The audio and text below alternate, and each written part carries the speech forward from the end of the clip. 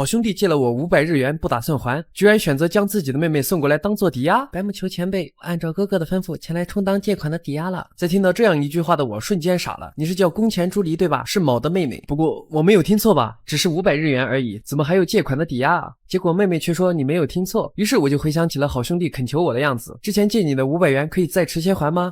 那倒是无所谓啊。原来好兄弟是因为上大学之后的第一个暑假想要和女朋友一起出去玩，因此呢，我会把比我生命还要重要的存在作为抵押交给你。区区500元这么夸张吗？那行吧，我就期待一下会是什么东西吧。结果就是现在这样，好兄弟的妹妹来到了我的家里。话说那家伙在想什么？居然是把妹妹送过来了，真不是另有所图吗？于是我就打算和妹妹多聊两句，然后就送她回家。看着宫前喝麦茶的样子真是非常可爱呢，我很喜欢这种味道哦。之后我和妹妹商量起了这件事情，但是你被坑进这种蠢事里，朱莉你也真是辛苦了呢。结果朱莉却激动了起来，有句老话说是看不起1文钱的人会被1文钱难倒。500元虽然只是一个硬币，但也是借钱，所以我很乐意成为前辈你的所属物。看到朱莉一副凛然的样子，我突然意识到这孩子该不会是认真的吧？不行，这种事情不管怎么想都很奇怪啊。结果朱莉却哭了出来，你就这么不愿意吗？难道我连500日元都不值吗？看到朱莉说到这个份上，我也不好再拒绝了。那么虽然现在有点急，但是现在可以吗？那么请把房间打扫一下吧，就先让他工作500日元，这样欠款就能一笔勾销吧。我心里这样想着，没想到这时的朱莉却突然抱住了我，她一副不满意的样子对我说道，如果是前辈的话，我可以更好的照顾你哦。这时的我也紧张了起来，一把将她推开，就算是欠钱也不必努力成这样吧，请你正常的打扫就好。结果妹妹当场变得沮丧了起来，不停的翻找自己的书包，说道，既然这样，就让你见识一下我的家务能力，也是最重要的拿分点。这时的我也已经疑惑了起来，话说什么拿分点啊？朱莉酱回过头来嘟起嘴的朱莉酱对我说道，就让你见识一下我认真的样子吧。结果1个小时之后，我的房间已经大变样了，我忍不住夸奖道，好厉害，看起来比我刚搬进来的时候还要干净呢。那么以后我每天都会来打扫的。每天？不对，今天打扫的量已经超过500日元的价值了。这时的妹妹却突然疑惑了起来，这就完了？前辈你在说什么啊？朱莉当场开始计算起了花费的钱。看好了，首先这个房间的房租加上物业费确实为6万日元一个月呢，也就是说每天的费用为2000元，而与之相对的打扫的时薪为1000元。等等，房租什么的和朱莉酱没有什么关系吧？那就对半分，房租一天1000元，刚才的打扫就刚刚好了呢。呀，这个剧情走势怎么不太对劲啊？怎么变得500元的恩情还不完了呀？而这时的我突然反应过来妹妹说的话，刚才说的房租是怎么回事啊？那个当然是今天要在这里住下来了。你说今天就要在这里住下来？当然是的，因为我是欠钱的一方，而且不在身边的话，我就没有办法照顾你了。原来朱莉的哥哥已经去塞班旅行了，如果现在被前辈赶出去的话，就已经没有地方可以住了。于是我只好答应了朱莉的请求。结果看到朱莉的行李箱还有被子之后，我忍不住吐槽道，这不是很想住在这里吗？那么前辈，今天开始请多多指教了。虽然我相信卯和朱莉不会做这样骗人的事情，但是这也太离奇了吧。倒在地上的我问朱莉，话说你要住到什么时候啊？对哦，当然要住到哥哥借钱的事解决为止，或者直到我的目的达成为止。朱莉的目的是什么？内容保密。不过虽说如此，总感觉小朱莉你变了呢，总感觉你以前是更加乖巧的那种，没想到性格居然如此强势。因为如果不改变的话是不行的，为了无论如何都要争取到的未来。他的眼神里充满了觉悟，看来不是半吊子的决心啊。虽然不知道他想干什么，但是这个暑假我们应该都会一直住在一起吧。之后我们举行了一个简单的欢迎仪式，你的目的是什么？到时候我可得好好问你哦。好的。就这样，朋友的妹妹因为500元住进了我的家里。作为500日元抵押的好兄弟的妹妹，居然想亲手为我做料理。她不是拖油瓶，她真的不一样。在帮我家打扫完卫生之后，朱莉酱问我接下来该做什么好呢？但是我一时间也想不到其他的什么事情了。而这时朱莉酱却突然起身了。对了，我想准备晚饭，让我看一看冰箱吧。本想阻止朱莉酱，结果她直接就把冰箱打开了。结果冰箱里空空如也，朱莉酱瞬间就明白了。平时都是吃便利店这些。恕我唐突，请问在前辈的日常饮食之中最缺乏的东西是什么呢？我一时间也想不出来缺乏什么东西。是蔬菜吗？不，答错了。没想到朱莉酱居然靠近了我，和我十指相扣。正确答案是女孩子的亲手料理。这谁能猜得出来啊？之后为了能吃到朱莉酱的亲手料理，我们一起去了商场。那么今天晚上要做什么好呢？虽然朱莉酱穿的只是休闲服，但是美少女走到哪里都是引人注目的，感觉你很熟练呢。其实我在小学的作文集里面还写了将来的梦想，我的目标是成为最强的新娘，这是为了攻陷前辈的魏代之战，看我给魏代开个洞。怎么感觉突然危险起来了？结果就做成了朱莉酱特制的饱含爱意的番茄咖喱饭，只是吃一口就能获得升天一般的幸福感啊，真是太好吃了。结果朱莉酱也是高兴的吃起来像一个仓鼠一样，虽然搞不明白事情为什么会发展成这样，但是看到朱莉酱开心的样子也算是得到一点救赎吧。在思考她真正目的的时候，她突然靠了过来，你的嘴边沾到饭粒了哦。这可把我吓得差点点飞了起来。抱歉，多谢了。吃完饭我躺在床上休息了一会儿，没想到朱莉酱居然打算开始洗碗呀！不用啦，我洗就好了。不，前辈请休息吧。看着他洗碗的样子，我对他说道：这么美味的料理，要是能每天都吃到，该有多幸福啊！哎，朱莉酱的话，你一定能成为最强的新娘的。他在听了我这句话之后，居然双腿一软，差点摔了下去。哎，你怎么了？没事吧？我没事，只是手滑了一下，碗没有打破，不用担心了。我紧张的拉起了他的手，让我看看有没有受伤。幸好他的手没有划破。哎，你的手好烫，发生什么了？朱莉酱居然因此感动的哭了出来，我还以为我把他捏疼了，连忙向他道歉。一点都不疼，只是有点难受，心脏跳得很快，有一种心头一紧的感觉。哎，心肌梗塞，快，救护车！不是这个意思，总之我很健康啊。不过可以拜托你一件其他的事情吗？没问题，全都交给我吧。那么能请你摸摸我的头吗？哎，什么？那个，这真的是正确的处理方法吗？就是这样的哦，我平时都是让哥哥这么做的。这样吗？于是我强忍着害羞摸了摸朱莉酱的头，结果这时的朱莉酱却偷偷笑了起来。哎，真的有效果吗？感觉幸福的要升天了。哎，那怎么行啊？这时的朱莉酱双手握住了我的手，然后用自己的脸贴了上去，一脸幸福的对我说道：前辈的手好温暖。这时可把我吓得心脏狂跳。不妙，不能有那种想法啊。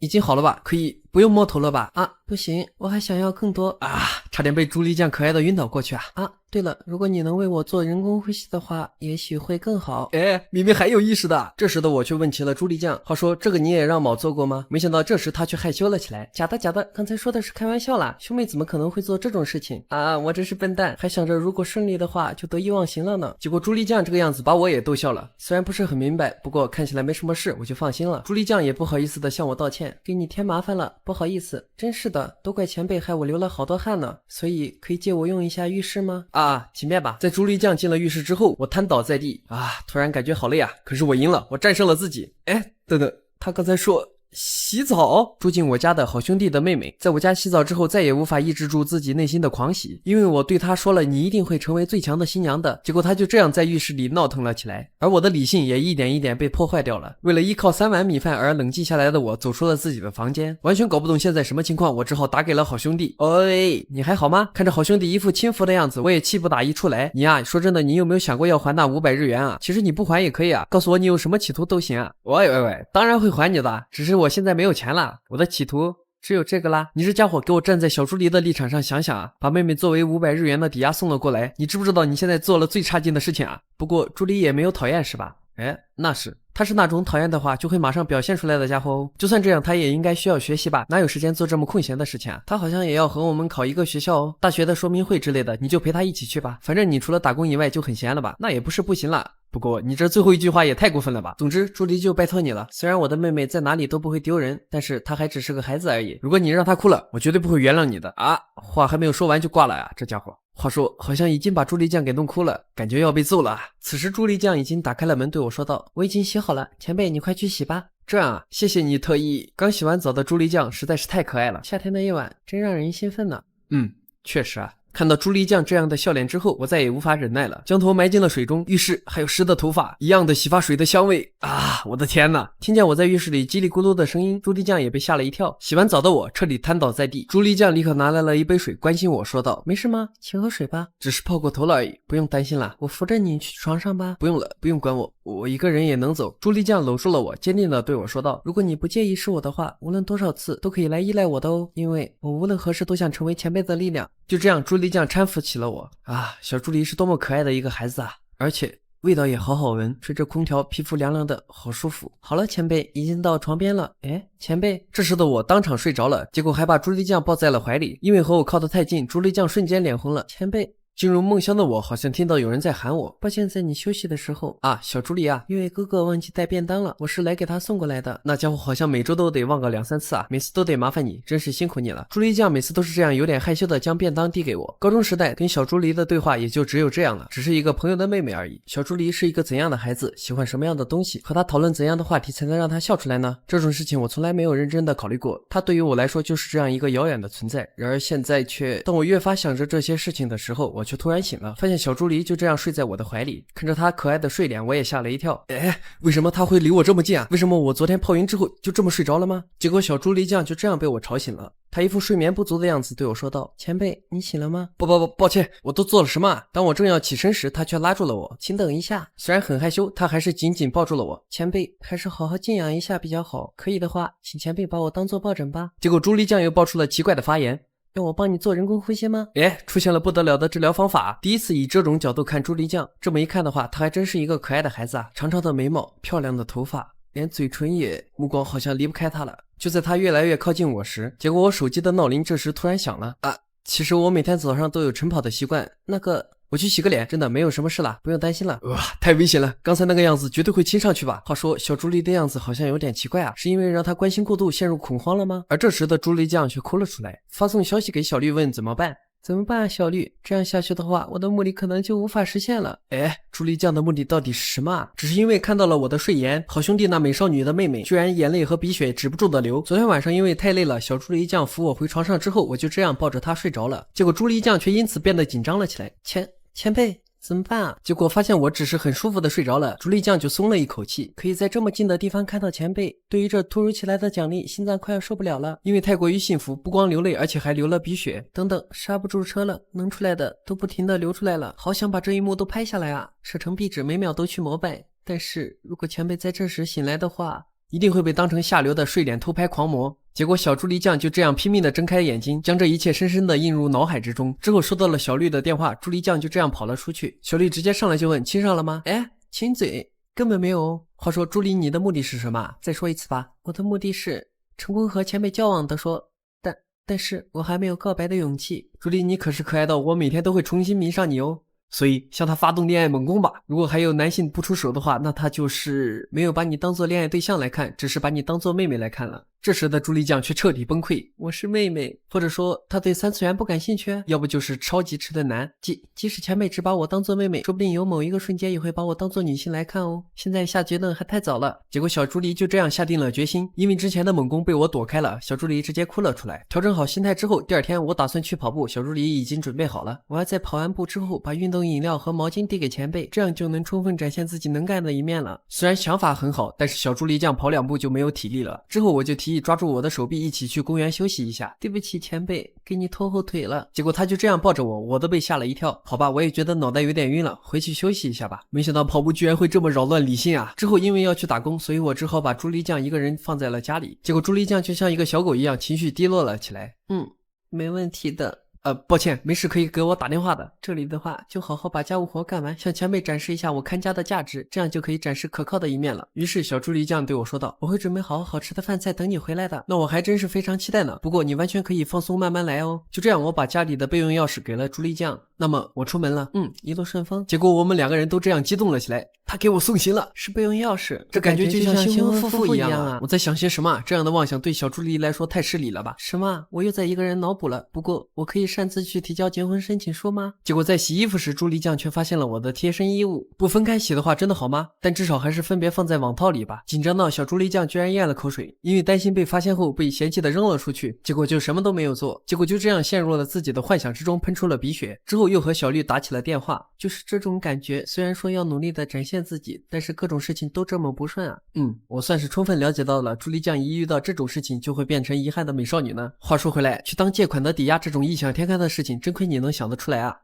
那个不是我一个人想出来的哦，是今年黄金周哥哥他回老家的时候，没想到朱莉酱来当借款的抵押居然是他自己主动的。好兄弟的妹妹为了见我一面，居然这么恳求他的哥哥。他完全没有想到自己的妹妹居然这么喜欢我，甚至还哭了出来。朱莉酱向自己的哥哥袒露了自己心里的想法。自从前辈毕业以后，我就再也见不到他了。如今我只能依靠哥哥了，因为哥哥是我和前辈最后的联系，所以拜托了，请帮帮我。面对朱莉酱如此的决心，好兄弟只好答应了他。不过那家伙是个很好的人，如果是求的话，把重要的妹妹交给他也不是不行。不是说我倒是很欢迎那家伙成为我的义弟呢。这时的朱莉酱却说快进得太快了，朱莉是不想和球交往到结婚吗？这时的朱莉酱一脸害羞的说道：对于我来说，前辈是我只能憧憬的非常遥远的存在，我只是希望能够和前辈成为可以轻松交谈的关系就好了，所以恋人什么的我根本就……这时的好兄弟一脸无语的说道：虽然我觉得你这种纯真的想法很好，但是如果球有了女朋友的话，你该怎么办呢？听到这样一句话之后，朱莉酱瞬间变得紧张了起来。反正那家伙上大学时都是在独居，干脆让你们在暑假的时候让你和他住在一起吧。同居，和前辈同居，住在同一个房间里。小助力酱高兴地流出了鼻血，也是因此他们展开了一次作战计划。哎，居然让我去当借款的抵押，哥哥真是太差劲了。这时好兄弟却解释道，因为这是他能想到最强的作战方法了，只要能拿来当借口，金额的多少根本无所谓。而且助力酱你必须准备好能够糊弄过去的歪理，就说我去国外了吧。之后好兄弟捧起了妹妹的脸蛋，为她加油打气，无论有多么失礼，多么麻烦，都必须要做到这些，拼尽全力让球变得幸福起来吧。明白了，我发誓。于是好兄弟兄妹俩一生一次的大骗局就开始了。和小绿打电话的助力酱解释了全部的过程，结果小绿却说他居然能够获得哥哥的认可，没想到助力酱居然迷上了我。于是他说出了一个假设，但是如果是那样的人的话，即使有女朋友也不奇怪吧。虽然助力酱知道我没有女朋友，但是小绿还是让他不要大意。在我回家之后，我问起了小助力酱在我没有在的时间有没有发生什么事情。我把家务做完之后和小绿打了一个电话。这样啊，真是辛苦你了呢。不过你可以放下家务专心学习的。但是小助力酱却说自己把家务当做学习之后的放松。这时他突然提起了一个能够加深关系的游戏，邀请我和他一起玩。虽然我确实很想和小助力酱加深关系啦，但是真有点不太好意思啊。结果他直接开门见山的说道，叫做阿姨洗台路游戏。听到这个名字之后，我非常的震惊，而他也是整张脸都红了，握住了自己的头发。这时的他还是鼓起了勇气对我说道，那么就由我先开始吧。我对前辈，因为想起了小绿说过，如果我的反应不对的话，小助力酱和我就是没戏的。结果他因为害怕失败，当场紧张了起来。抱歉，我有点紧张了，不能让前辈的目光投向我的话。这时的小助力酱居然哭了出来，而我再也无法坐视不管了。I still you， 完全没有想到我居然直接说了出来，小助力酱更是停止了哭泣，愣在了原地。哇，这个东西真的好害羞啊！这不是我害羞了，算我输了。前辈居然连耳朵都红了起来，明明那么害羞，但还是不忍心看着我这样，而为我鼓起勇气，就像小时候帮助我的那样子。这时的小助力酱完全笑了出来，他和以前一样，没有改变，很温柔，很温暖，很帅气，而且也很诚实。我就是被前辈这种地方深深吸引的，然后无可救药的。结果他就这样抱住了我。我爱你。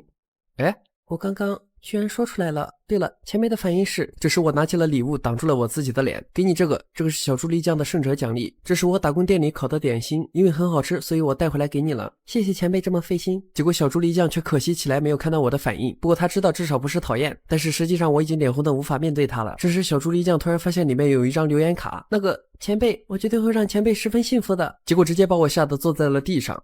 刚才的游戏还在继续着吗？原来小助力酱燃起斗志，居然是看到那张留言卡里面写的是明天打工结束之后带你去天国哦。原来小助力酱是把他当成情敌了。在得知我收到了其他女孩子邀请约会的礼品卡之后，好兄弟的妹妹彻底慌了。这天我如往常一样在咖啡厅打着工，结果一不留神差点滑倒了，幸好我的同事杰爱小姐眼疾手快接住了我，接着她就询问起了我有没有事，刚才真是危险呢。谢谢你啦，杰爱小姐，努力工作很了不起的哦。在听到客人夸奖这个做的真好吃，杰爱小姐总是一副笑盈盈的样子，说自己在世界各地收获了许多料理的构思，自创了这些料理，也是因此杰爱小姐在顾客面前饱受喜爱。终于到了关键的时候，杰爱小姐大喊着捕捉成功，一把抱住了我，接着戳了戳我的脸，说了很多孩子气的话。要是常客们知道杰爱小姐私底下这么孩子气，他们会很失望的吧？哎，是这样吗？接着她用手摸了我的脸，对我说道，那么我在客人面前也像这样子黏你吧。哇，好强的杀伤力，但是我还是选择一把推开了她。算了吧，我会为你的粉丝声讨的。发现我的反应有点冷淡，她立刻说道，你有女朋友了？哈？因为杰爱小姐平时捉弄我的时候，我一般都会脸红，结果这次我却完全没有什么变化，被她抓住了异样，还说我昨天买了点心，高兴的回去了，所以说应该是给女朋友吃了。话说你给我的那张礼品卡是什么意思啊？这时的杰爱小姐拉住了我的手，字面意思，跟我来吧。结果我就被她带进了小黑屋里，已经品鉴的足够多了，杰爱小姐请快端下去吧。杰爱小姐自创的料理上下线真是差距太大了，虽然上线的时候很好吃，但是下线也难吃的没有话说啊。这时的杰爱小姐看着我要吐出来的样子对我说道，即便是包烟味道离谱，但是你还是吃下去了呢，为什么呢？这时我解释道，因为你是为了店里和客人吧，费尽心思做了这么多东西出来，而且有时候只吃一口的话品尝不出来，我能帮忙的话就只有这些程度了。看着我如此认真的样子，杰爱小姐还以为自己遇到了天使，直接抱住了我。本来还想带你去天国的，结果这里就是天国啊！几个菜啊，怎么醉成这个样子？在试吃结束之后，我回到了家里啊，吃太多了，感觉好难受啊。小助理应该给我做好饭了吧？虽然有点对不起他，但是还是放冰箱里，明天再吃吧。一开门，小助理酱就迎接了我。哇，看起来非常好吃呢。嘿嘿，我下了很多功夫呢。我非常喜欢蛋包饭，所以做了许多练习，可以说比至今为止任何料理都用了心思，所以现在就是全力的我。居然偏偏在今天用出了全力嘛。不过既然是这么重要的蛋包饭的话，我自己也很想以万全的状态来吃啊。小助理真的非常抱歉，其实这时助力酱的肚子咕噜噜的叫了起来，没想到小助力酱居然没有吃晚饭，一直等着我回来。还在脸红的他解释道，我只是觉得和前辈一起吃饭才是最美味的，所以擅自等到了现在。这里不吃的话就不是男人了吧？那我们一起吃饭吧。最后吃了一个干净，太好了。总算吃完了。我就这样一脸痛苦的躺下了，而这时的朱莉酱却低下了头。那个是不是不太合前辈的胃口啊？不是的，非常好吃啊。但是前辈吃的时候手动得非常的慢，而且还一脸痛苦的表情，莫非前辈已经吃过饭了？这时的我已经汗流浃背了，说自己没有。前辈真是不会说谎呢。前辈是和写礼品卡的那位约会去了吗？约会不是，是工作。这时我解释自己是被拜托试吃料理去了。你看到那个礼品卡可能会产生误会，但是那家伙一直都是这样捉弄人的。这时的小朱莉酱觉得我和他的关系非常的好，所以他十分的羡慕，然后自顾自收拾起了盘子，说道：不过以后如果已经吃过的话，请告诉我一声，我不会勉强前辈去吃的，请不要那么顾虑我，毕竟我只不过是抵押而已。没想到朱莉酱居然露出了这么悲伤的表情。第二天打工的休息时间，我在桌子上叹气。这时的洁爱小姐过来关心我，毕竟你是在想其他女孩子的事情嘛，我嫉妒了。没想到她居然说的这么准，把我吓了一跳。结果她就这样做出了女孩子完全做不出来的表情，然后狠狠地抱住了我。在我快要被勒死时，来了一位客人。这位客人，你来的真是时候啊，你简直就是我的救命恩人。这时我才注意到来的是小朱莉酱。哎，小朱莉，招呼还没有打完，小朱莉酱一副奇怪的表情，结果下一秒她就跌倒了。幸亏我直接接住了她，还好吗？流了好多汗，脸色也好差。前辈的围裙状态喜欢。哇，洁爱小姐，快拿水来，她好像中暑了。幸好小朱莉酱之后没有什么事，即使长不大也没有关系吧，因为重要的宝物就是会忘记的。或许擦身而过的你，如今依旧像那天一样炫目。在背起中暑的朱莉酱之后，我回想起了那个夏天和她初次见面的事情。8年前，朱莉酱参加了一个野营活动，因为她的哥哥发烧了，所以只能她一个人去。朱莉酱之前在学校里被欺负了，所以她的哥哥一直想保护她。想要交到朋友的朱莉酱因为一个人去，所以有一点害怕。其实爸爸和妈妈关系好起来的契机，正是在朱莉这么大的时候参加的夏令营活动中。所以野营有着能让人变得更加亲近的力量。两眼放光的朱莉酱决定鼓起勇气参加这次活动。虽然过来了，但是周围的人都是互相认识的，只有朱莉酱孤身一人。害怕的快要哭出来的朱莉酱被人拍了拍肩膀：你好啊，我能不能坐在你的隔壁呢？突然说不出来话的朱莉酱只是点了点头。之后我喊了她的名字，打了声招呼，而她却疑惑为什么我知道她的名字，因为名牌上写着有哦，求君，请多多关照了。这是朱莉酱和别人第一次正常对话，而她也是因此感动的哭了出来。哎，你突然怎么了？前后座位的孩子还以为我把女孩子弄哭了。因为我一直都是一个人，所以很开心。这样啊，那我鼓起勇气坐在这里真是太好了。之后我笑着对她说，因为这样的话，我不就是朱莉的第一个朋友了吗？在我的带动下，前后座位的孩子们争相和朱莉酱交朋友。到了地点之后，我和朱莉酱一起搭起了帐篷，还一起玩了水，最后一起等待午餐做好。在用餐过程当中，其他孩子们问朱莉酱有没有喜欢的人，因为他们看朱莉酱和我玩得很开心。求君是那个和其他男生有一点不太一样，和他说话的话会有不一样的感觉。然而很快就到了自由活动的时间，其他的男生邀请我和他们一起去玩。这时朱莉酱正一个人安静地坐在那里，我就邀请她和我一起去爬山，想着这是能和我搞好关系的好机会。朱莉酱就直接答应了。结果没走一会儿，朱莉酱就没有力气了，想要让她休息一下。还在逞强的朱莉酱想着要是慢悠悠的话，自由时间就会结束了，一个没注意一脚踢到了石头上，结果她就这样摔倒了，她也因此受了伤。虽然我帮她处理好了伤口，但是她还是哭了出来，觉得自己太过没用，所以才会被其他人欺负，也是因此她觉得不配让大受欢迎的我照顾她，就这样一把推开了我。不会扔下你的，我和朱莉一起会感到开心，想一直和你玩。我事先调查了这个野营的地方，所以我知道山顶有一个好东西在等着我们，想要带朱莉去看那个。一路上我们有说有笑，很快就来到了山顶。看朱莉把脸抬起来，能看到喽，那是一片向日葵海。本来还在哭泣的朱莉酱看到这一幕之后瞬间笑了起来。向日葵会朝着太阳的方向盛开哦，如果朱莉哭泣的话，也朝着太阳的方向看吧，这样的话肯定很快就不哭了。感到温暖的朱莉酱再一次露出了笑容。在休息的时候，朱莉酱意识到我正是因为鼓起了勇气，所以才有这么多的朋友。因为想要和我成为一样的人，所以朱莉酱决定努力下去。想和朱莉做朋友的人，喜欢朱莉的人，在世界上肯定有很多的。求君也会这样想吗？当然啦，我很喜欢朱莉哦。这时的朱莉酱心脏突然跳个不停。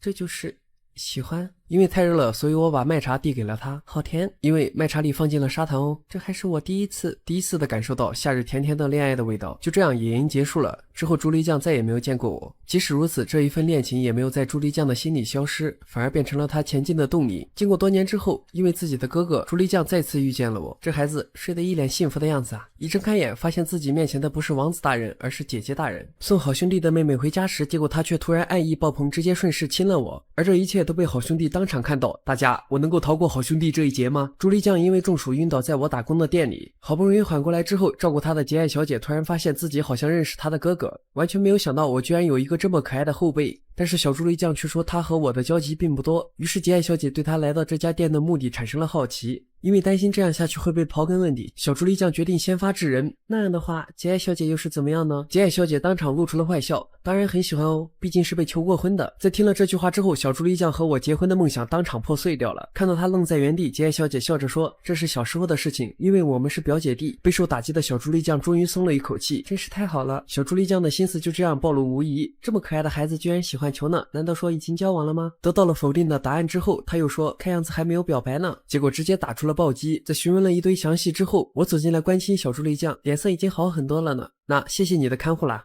哎，这不是已经快升天了吗？到底对他做了什么啊？吉爱小姐一脸笑容说只是问了几个问题，因为猪狸酱说他坐车的话会晕车，所以我只好背着他回家。这时的小猪狸酱在我的背上一脸紧张，因为他只是想撒一个娇而已。在和吉爱小姐道别之后，我们就这样回家了。那个前辈，今天真的非常抱歉。哎，抱歉什么？没有什么需要抱歉的事情哦。原来小猪狸酱因为擅作主张跑到我打工的店里，还给我添了麻烦，听起来仿佛想让我训斥你一顿啊。为什么要对我这么温柔啊？前辈你不必忍耐，我只是个抵押罢了。之前你也这么说过呢，但是在我看来很像是在勉强自己啊。这时的小猪狸酱说，虽然前辈答应和我同居了，但是我担心会不会因此让前辈感到拘束了，想着前辈在打工的地方有很亲近的人，所以就过来看看了。原来如此，没想到会给你造成这么多的不安啊。说起来，以前在夏令营的时候被一个初次见面的女孩子表扬过呢。这时的小猪狸酱瞬间震惊了，那个女生啊说想成为我这样的人呢，我还是第一次影响到别人呢，非常惊讶，而且十分高兴。被她那样一说，不知不觉中我好像变得更加自信了。这时的小猪狸酱已经泪流满面了。接下来我会不断的去了解小猪狸，也让你更加了解我。和小猪狸酱在一起时的我，这个形象就会变得越来越丰富了起来呢。听了我这句话之后，小猪狸酱当场抱紧了我。我也更想了解前辈，想要前辈更加了解我，总有一天我会连同我向前辈隐瞒的事情。这时的小猪狸酱询问我是否喜欢之前遇到的那个女孩子，虽然连名字都忘记了，但是我很感谢她呢。什么时候可以再见一面就好了？再见面的话，或许会向前辈告白呢。结果他就这样直接亲了我一口。哎，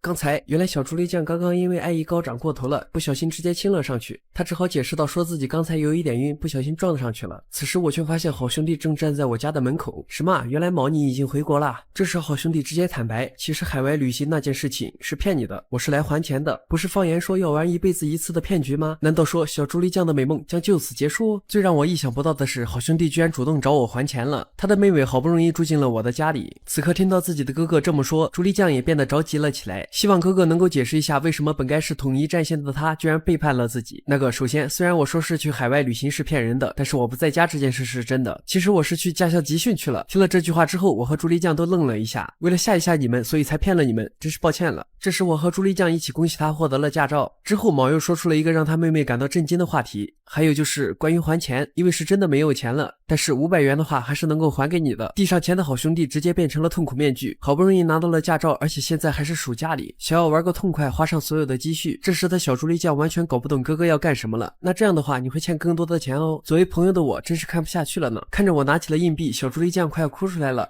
不是吧？等一下，我把硬币弹给了他，但是我理解你的想法。小猪狸酱，你想要去海边吗？哎，前辈呢？我也想去哦。综上所述，毛，我会等着你还我钱的。作为代价，你要带我和小猪狸酱一起去海边。就这样，我们决定好了之后一起玩的计划。在毛离开之后，小猪狸酱跟了出去。真是的，这么突然，真是吓死我了，哥哥。原来好兄弟一直想要组建一个恋爱活动，所以他才会找我过来商量。那家伙选择了和你一起生活哦。猪狸酱吐槽自己的哥哥刚才就是想要还钱来着，前辈才没有选择我呢。在经过这件事情之后，好兄弟意识到猪狸酱在我心里的地位越来越重要了。同时看到猪狸酱如此有精神，他就变得安心了起来。突然来访吓到你，真是抱歉了。真是的，明明提前跟我说一声就好了嘛。看着回到房间的小猪狸酱，我向他道歉说道。冷静下来想了一想，明明我把那500元收下来，小猪狸酱就能回家了，而且我却没有和小猪狸谈过，就擅自允许他迟点还钱了，真是抱歉。意识到我刚才着急了，小猪狸酱非常的心动。这时他突然抱着我说要休息一下，不然的话可能又要晕倒了。这样啊，小猪狸酱觉得没有问题的话就好。对了，之后我和他交换了联系方式，像今天这样一个人在家感到不安的话，可以随时给我打电话哦。小猪狸酱感动得痛哭流涕，连连说着感谢。此时小猪狸酱注意到我的头像是一只小猫，那个是我老家养的一只黑猫，因为不知不觉间它就会爬到我的身上，因为很可爱，所以我很喜欢摸它的下巴之类的。这时的小猪狸酱直接开始了幻想模式，反而因为太过害羞直接晕倒了。之后和小猪狸酱聊起了海边旅行的计划，幻想着好兄弟欠款越来越多，真是期待他有什么样的反应啊。这时的小猪狸酱说，如果一起去参加那个活动的话，和我在一起的时间就会越来越多了。然而在不知不觉的同居生活中，小猪狸酱已经成为我心中无法代替的快乐源泉了。我说不定从内心深处已经希望着和小猪狸酱在一起的生活了，能够一直这样持续下去就好了。这时猪狸酱给自己的好朋友小绿发了消息，小绿说要帮助他和我一起卿卿我我。然而这么晚了，我却突然听到了敲门声。这时门口突然出现了一个迷之美少女，我来喽，好久不见，求君。难道说小猪狸酱又要危险了？完全没有想到我的家里居然搬进来2位美少女。难道说小猪狸酱的大危机来了？刚一进门的十里就打算拎包入住，结果却发现了女孩子的鞋子，他不顾我的阻拦，直接进了我的房间，结果就和小猪狸酱撞到了一起。十里他是那个，但是我完全没有想到他们居然认识。十里直接喊了小猪狸酱的名字，向他打了声招呼。哎，小绿，原来小绿就是十里啊。不过这样取外号的话，小猪狸酱的名字提出来的话也是小绿哦。原来十里过来是因为要和小猪狸酱一起参加大学参观。这时的小猪狸酱却突然变得警觉了起来。小绿和前辈是什么关系啊？而且我还没有告诉过你这个地址吧？难道说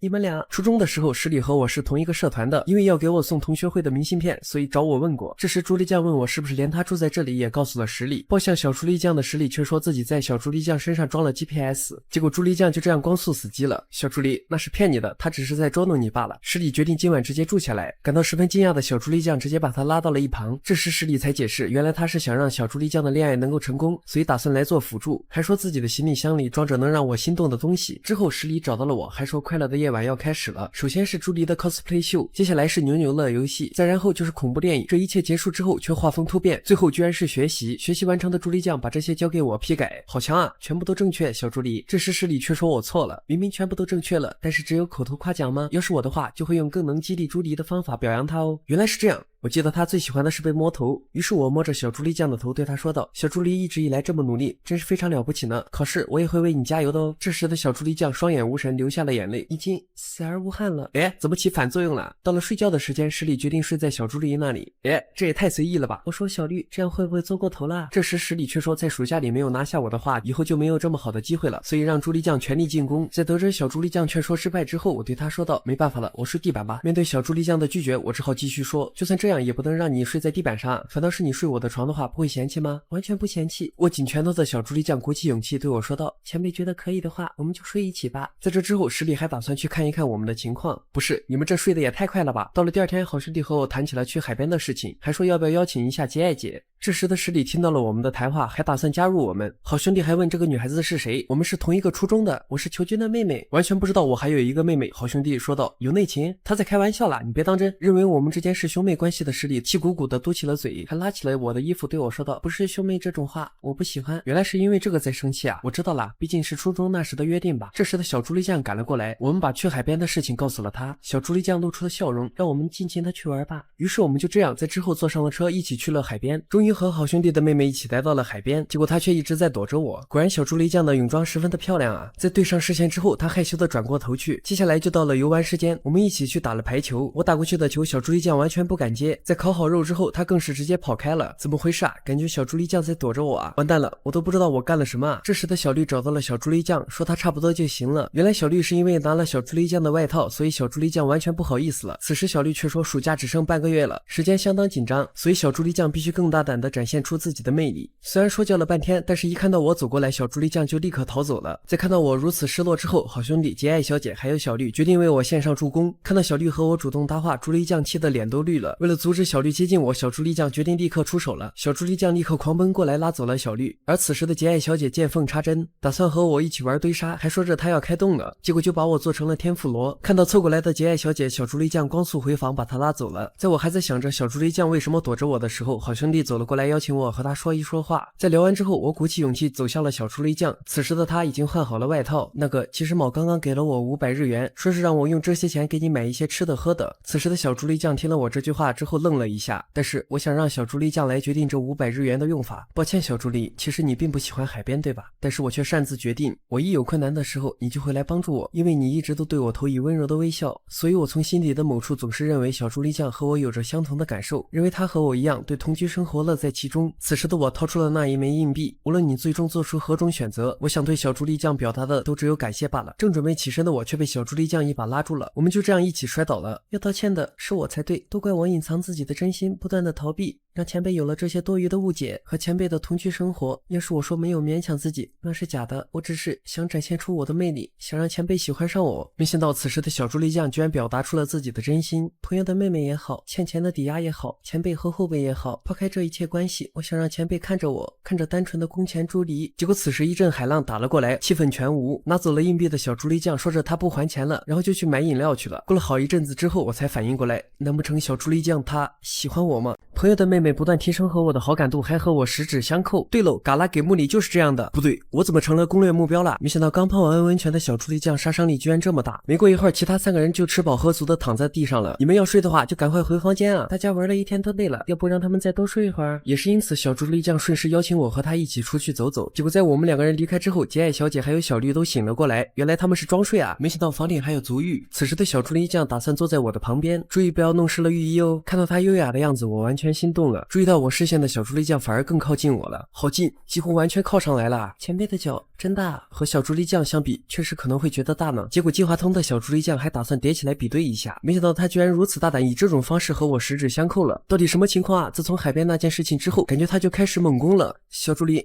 在听到我说话之后，小猪丽酱反而迅速的抽开了，她害羞的蒸汽已经比温泉冒的还要厉害了。什么情况啊？明明是自己发动猛攻的，结果自己却是最害羞的那一个。难道说这个就是小猪丽酱说的那个想让前辈喜欢上我？我拼命想要绷住自己想要笑的表情，站起了身。小猪丽酱还以为她被疏远了，可恶啊，这个表情真是可爱过头了吧。抱歉，我有点泡晕了，我先上去了吧。其实我超想抱住她的，但是我要是这么做的话，好兄弟绝对要掐死我吧。不行啊，这份感情已经快要抑制不住了。此时小猪丽酱默默出现在了我的身边，和她愉快的交谈中，我意识到了我喜欢小猪丽酱。就在我们有说有笑时，小绿突然出现在了我们的身后。此时的小绿却露出了寂寞的表情，难道说她完全没有想到好兄弟妹妹的朋友居然一开始就喜欢着我？初中时期的田径部就只有我一个人在努力练习着，而摸鱼最厉害的十里居然要做我们的经纪人。在这样一个摸鱼的社团里，我的行动反而有一些可疑了，所以十里开始在意起我来，也是因此向我递上了毛巾还有水。辛苦了，怎么了吗？里面可没有下毒哦。在我向他道谢之后，我们聊了很多事情。十里说他应付不来集体活动，我的话是因为他能让我感到愉快，所以才这么做的。对了，要不你也试着跑一下。于是我向他伸出了手，将他拉起来之后，他突然反应过来，将手抽了出去。我穿的可是制服哦。也是呢，抱歉。此时十里十分害羞的想着，明明都还没有跑步，但是为什么心跳这么快啊？以这件事情为契机，十里慢慢和我聊了起来。本应该是无聊的社团活动时间，却逐渐变成了十里最期待的时光。在不知不觉中，仿佛变成了我专属的经纪人。在之后的日子里，十里也经常来我家里住着。社团里的人都说我们像一对兄妹一样。有会用姓氏叫妹妹的哥哥吗？也是因此，我开始叫起了他的名字。我们俩之间的关系现在可以以兄妹来称呼了。很早就醒来的十里决定出去走走，想着昨天晚上发生的事情，结果他却突然看见我坐在椅子上喝饮料。求君才是，你在干嘛啊？昨天发生了许多事情，我睡不着，是朱离的事情吧？听了十里这句话之后，我一口饮料直接喷了出来。十里接着说，你喜欢朱离呢？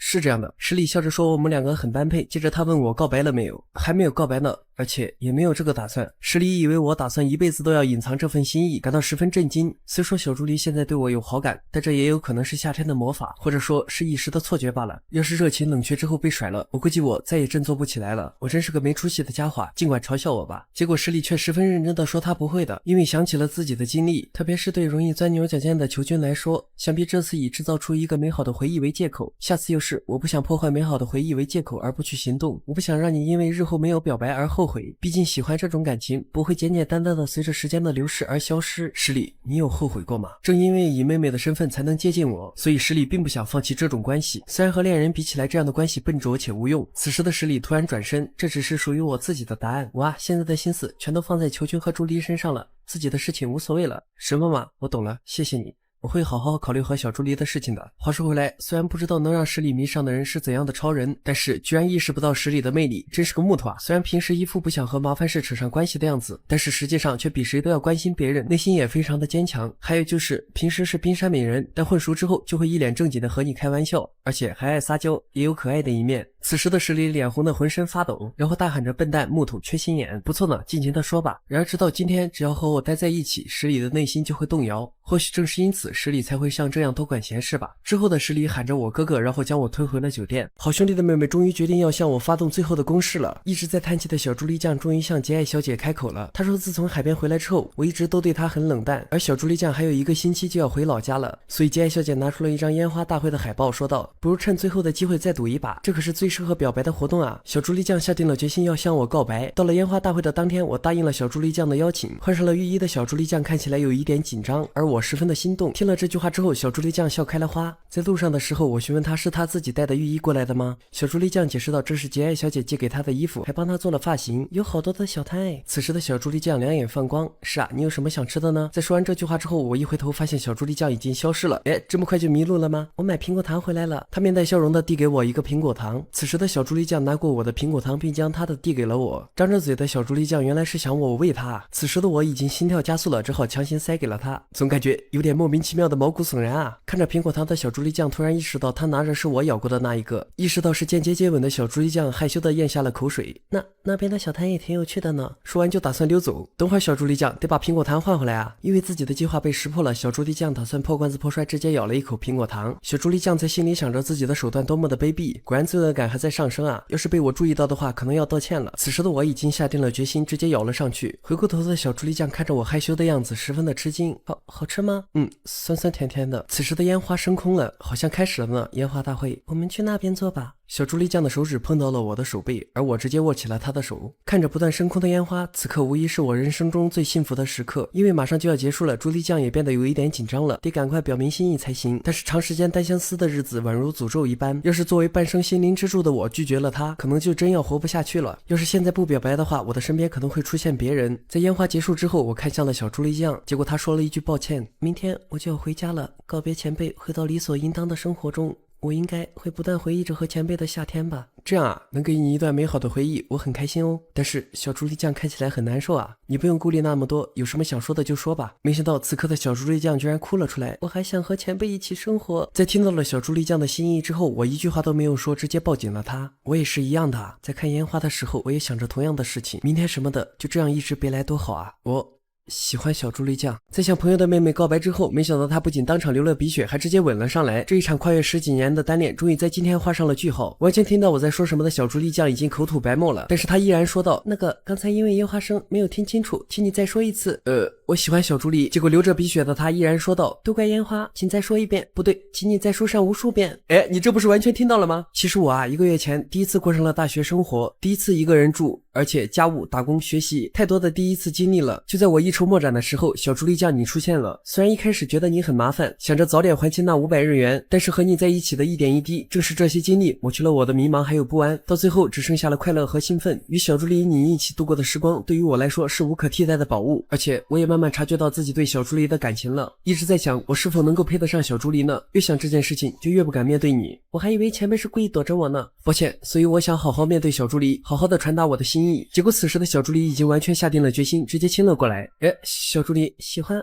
我喜欢前辈。此时的小猪力眼角闪动着泪花，最喜欢了，世界第一喜欢，我从心底爱着你。结果小猪力就像小狗一样直接扑了上来，正为自己向我告白而兴奋着。那我就来做一个简单的证明吧，要是能和前辈一起生活的话，我愿意成为500日元的抵押，我可是有这么喜欢前辈的哦。而此时的我才意识到小猪力酱成为500日元抵押的原因，我已经幸福的直接原地倒地了。哎，这么说的话，小猪力酱和卯是一伙的啊。既然这样的话，把卯也叫过去吧，还有一件事情必须要完成呢。此时的好兄弟已经汗流浃背了，而他的妹妹压迫感十足。哥哥，你赶紧把钱还回来吧。好兄弟还以为我们2个已经完蛋了，这时我才缓缓说出我和小猪力已经开始交往了。此时的好兄弟直接被吓翻在地，之后他又一脸高兴的说道：“那既然如此的话，你如果是真心爱着我的妹妹，那你就拿走好了，我发誓我会竭尽全力珍惜她的。”就这样，我和小猪力顺利交往了。终于等到和好兄弟的妹妹结婚的那一天了，现在的我非常的幸福。还记得我们刚开始交往的那一天，小猪力酱就来找到了我，而此时的我只好心如止水，强行抑制住自己高兴的心情。于是我认真的和小猪力酱开始商讨了起来，我想把小猪力你和我的未来放在第一位来考虑，所以我想把事情讲清楚，和小猪力的父母见面。此时的小猪力酱已经完全惊呆了。因为我只是被他们兄妹俩卷进来的。但是听到我不想怀着内疚的心情和小助理交往之后，他高兴地答应了。于是第二天我们收拾好了行李，和小助理酱一起离开了这个家。在之后的某一天里，我好兄弟还有他的妹妹一起来到了小助理酱的家里，将事情详细的过程告诉了他的父母。虽然好兄弟被骂了一顿，但是在看到我们真诚的谢罪之后，他们同时露出了笑容。在经过交谈之后，助理酱的爸爸突然想起了一件事情，他指了指家里放的相册，这是助理小时候去夏令营时拍的照片，在助理旁边的就是白梦球吧。这时我才意识到小时候遇到的那个女孩子就是小助理酱啊，命运的齿轮从那时就开始运转了。这时的小助理酱一脸害羞地说道：“我能够努力地去改变以前那弱气的性格，全是因为求君所赐，我就这样一直喜欢着你。”小助理每次通过玄关时都会看着这张照片给自己加油打劲。于是他的爸爸认真地说道：“白木君是我们一家的恩人啊！”就这样我们两个人得到了父母的祝福。熬过了异地恋之后，小助理酱也考到了我的大学，得到了两边父母的同意之后，我们又开始了同居。就像最一开始的那一天一样，小助理酱对我说道：“好久不见，白木球前辈，这次我不是作为抵押，而是作为前辈的女朋友而来，今后请多多关照了。”结果我却大吃一惊，